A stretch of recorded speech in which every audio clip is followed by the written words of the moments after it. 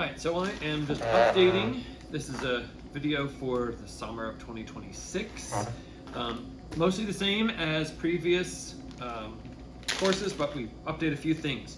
So you should have the official version, the final version, is just mine with notes on it, a list of all the different experiments that you're going to do in the lab, or part of the course, how many points they are, and then tells you when you should sort of start them and when you should roughly end them as a guide.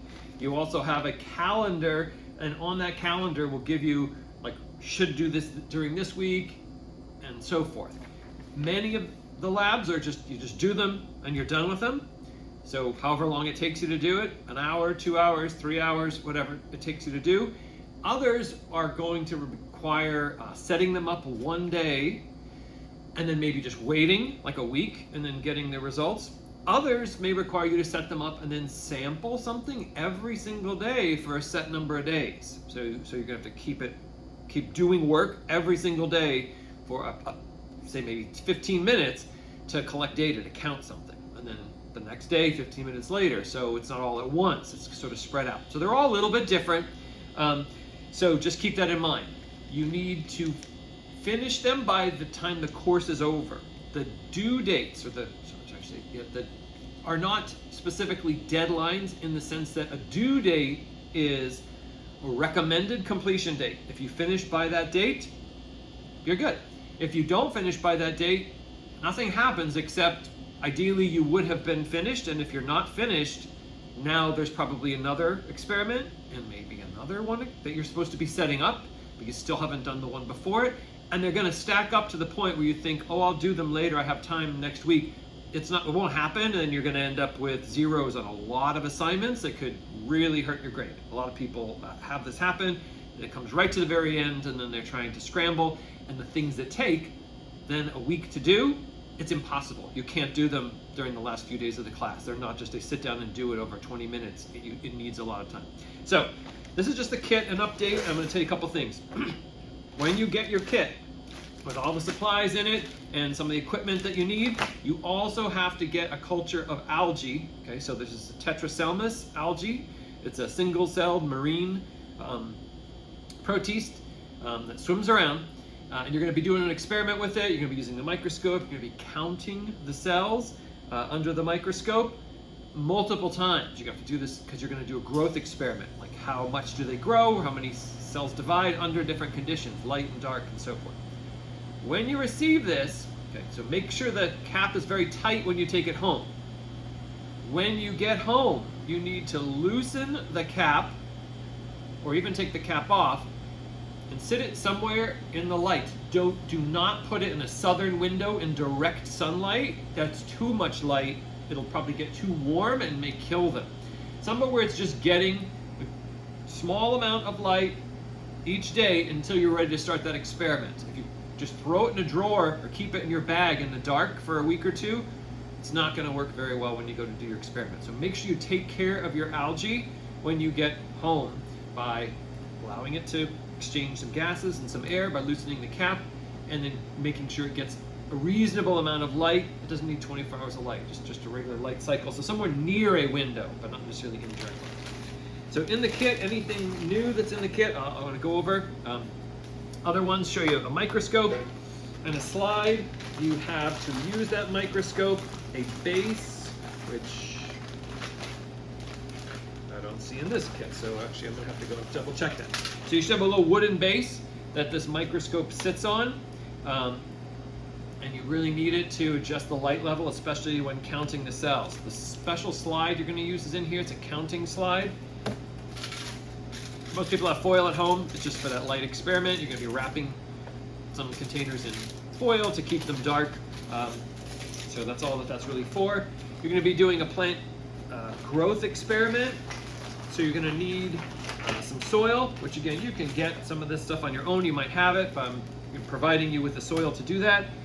There's some measuring cups, both to measure some liquid volumes, but also to put the soil in to do the growth experiment. And then you're going to be having seeds. In this case, it's 2 different kinds of seeds here that you're going to have. You should have cucumber seeds and squash seeds. Okay, so these 2 types of seeds. So that differs from some other previous versions of the class. We have different species. Coffee filters, there's a bunch of bags. This is for a seed germination experiment where you'll be taking the seeds, putting them in the bags, some with water, some without water, and then seeing if they germinate in a set period of time. So that's something you can't do in a day. You have to set it up. It might take half an hour or so to set up. Then you have to wait at least 1 week. It's like about 12 days is my suggested time, because for most of these, if they're going to germinate, they will have germinated within 12 days. After that, then they probably won't. But if you let it go 2-3 days and say, oh, it didn't germinate, that's not long enough. You need more time. So this is why I put this in week 1. You got to do it right from the start. Some balloons for a fermentation experiment where you're collecting gas. There are pH strips. Make sure you use these particular pH strips because this is going with the code that's on here. You have some empty tubes. Those are going to be used for the experiment with the algae. You're going to be separating them into 3 tubes for 3 different treatments. One big difference is that you do not have the U-tube for the osmosis experiment. So if you read that or see that someplace else, you're going to do a different type of osmosis experiment than in the past.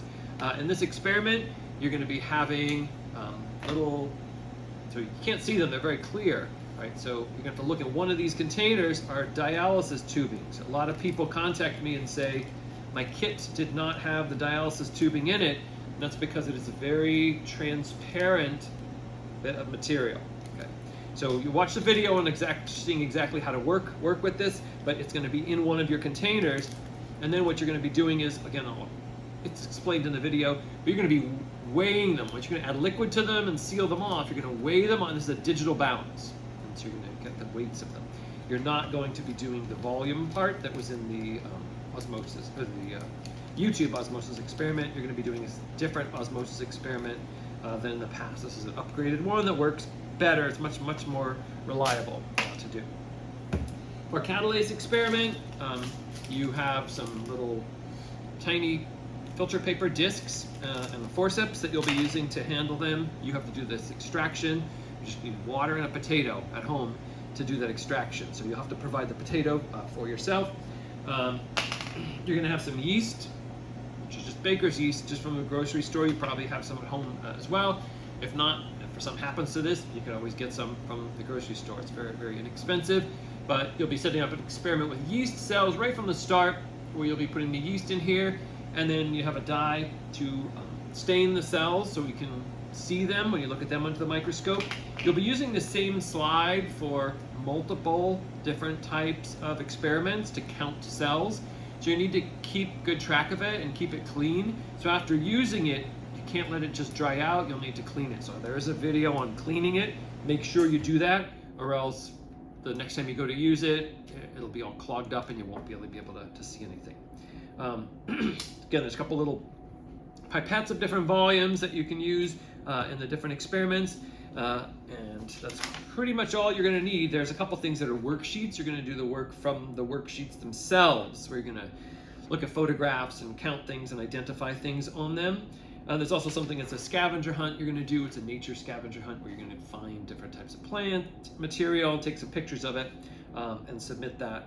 But I think I pretty much covered everything on the list here, and everything was in the kit except your base. So you should have a little wooden rectangular base with a mirror on it that goes in there, and you're going to set the microscope on that, which you'll see in the other video. So that's your kit, and those are a couple of the differences this year for summer 2026 than in the old ones if you happen to watch an old video.